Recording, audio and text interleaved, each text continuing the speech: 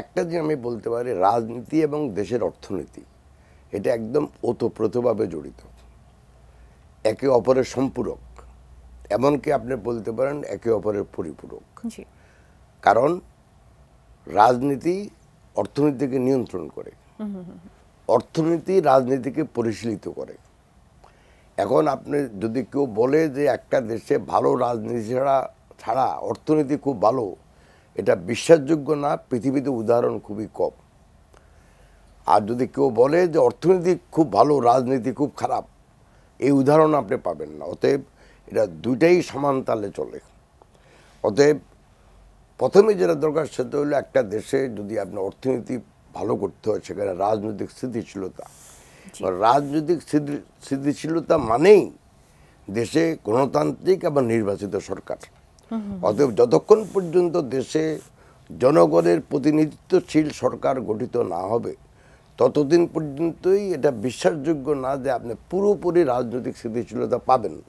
যদিও বর্তমান ইন্টারিম বা অন্তর্বর্তীকালীন সরকার আপনি যাই বলেন, এই জনসমর্থিত সরকার বলেন, জনতান্ত্রিক সরকার বলেন, আমরা সাপোর্ট দিয়ে যাচ্ছি এবং আমরা ওই রূপরেখা না পাওয়ার পরে ঐক্যমত্যের ভিত্তিতে যতদিন দরকার ততদিন একটা এগ্রিমেন্টে পৌঁছার পরে ততদিনই আমরা সাপোর্ট দেবো, কারণ আমরা দেশে অস্থিতিশীলতা চাই না।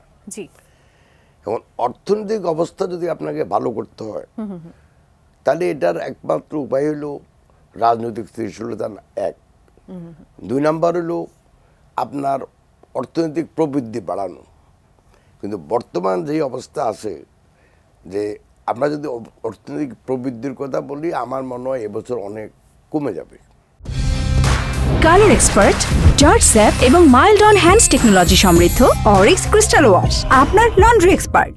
এর কারণটা হলো যে অর্থনৈতিক ব্যবস্থাপনার জন্য বা বেসরকারি খাতের উৎসাহ উদ্দীপনাকে কাজে লাগানোর জন্য যেই বিশেষ যে জিনিসগুলো প্রয়োজন সেগুলি এই মুহূর্তে অনুপস্থিত। ব্যাংকিং খাত থেকে তারা বেশিরভাগ ইন্ডাস্ট্রি কোনো সাহায্য পাচ্ছে না এই মুহূর্তে। 2, আপনি যদি গত কয়েকদিন দেখেন, 1 মাসেই ধরুন, আমাদের মেইন এক্সপোর্ট খাত যেটা থেকে আমরা শতকরা 82 থেকে 84% আমরা রপ্তানি করি, সেই রপ্তানি খাতের অবস্থা দেখেন। প্রতিদিনেই ওই রোড বন্ধ হচ্ছে, প্রতিদিনেই কোনো না কোনো ইন্ডাস্ট্রি বন্ধ হয়ে যাচ্ছে। এটি নিয়ে আপনার একটু বিশেষ বিশ্লেষণে আসলে শুনতে চাই। একজন দর্শক এই মুহূর্তে আপনার সঙ্গে একটু কথা বলতে চান, যদি প্রশ্নটা একটু নিয়ে আসি। সুপ্রিয় দর্শক, স্বাগত জানাচ্ছি নিউজ আওয়ার এক্সট্রায়। কে বলছেন, কোথা থেকে বলছেন, আপনার প্রশ্নটি করবেন। আসসালামু আলাইকুম ম্যাডাম। জি, ওয়ালাইকুম আমি আসসালাম। সাধারণ কবি বেগমগঞ্জ নোয়াখালী থেকে বলবেন। সম্মানিত অতিথির কাছে আমার প্রশ্ন, এই যে বিভিন্ন সংস্কার হচ্ছে, যে দুর্নীতি কমিশন, সংবিধান কমিশন, এই কমিশন করে লাভ কি যদি রাজনৈতিক দলগুলোর দিকে সংস্কার না হয়? এটা কোনো প্রথম জিনিস না। আর এছাড়া আরেকটা প্রশ্ন, আমাদের ইতিহাসের সংস্কার করা দরকার। যেহেতু 25শে জানুয়ারি 1975 হইতে 6 ডিসেম্বর 1990 পর্যন্ত রাষ্ট্রপতি শাসিত সরকার ব্যবস্থার প্রেসিডেন্ট ছিলেন 6 জন। শেখ মুজিব থেকে শুরু করে এরশাদ, টোটাল 6 জন। শেখ মুজিবের পরে 2 জন, মোস্তফা এবং সাইন। এই 2 জনের নাম নিশানা কোথাও নাই, বঙ্গভবনে ওনাদের ছবিও নাই, ইতিহাসের পাতাও নাই। এইটা সংস্কার করবে কে?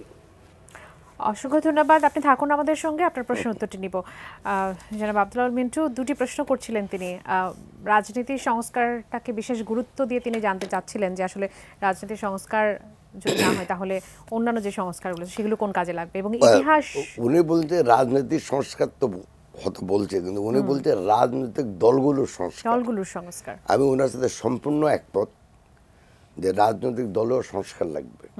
এটা এসেনশিয়ালি এগুলি রাজনৈতিক ইস্যু। অতএব এটা যদি সরকার রাজনৈতিক সংস্কারের মাধ্যমে ফেলায় তাহলে আমার তো কোনো আপত্তি নেই। রাজনৈতিক দলগুলো কীভাবে নেতা নির্বাচিত করবে, কিভাবে মনোনয়ন দিবে, এগুলি সংস্কার অ্যাকচুয়ালি বাংলাদেশে দরকার। আর ইতিহাসের যে সংস্কারের কথা বলছেন, এটা তো আমি ওনার সাথে একমত যে আমরা তো ইতিহাস বিকৃতিই করে যাচ্ছি। অতএব বাংলাদেশে যেই নেতাদের যতটুকু অবদান, যতদিন সেটা আমরা স্বীকৃতি না দেবে, জনগণের কাছে স্বীকৃতি দেওয়া আছে, কিন্তু রাষ্ট্র স্বীকৃতি দিচ্ছে না।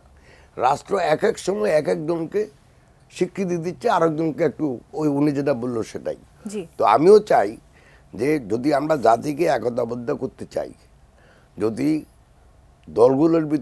দলগুলোর ভিতরে মতৈক্য আনতে চাই, তাহলে কিন্তু আপনাকে ওই ইতিহাসে যার যতটুকু অবদান তাকে ততটুকু মূল্য দিতে হবে।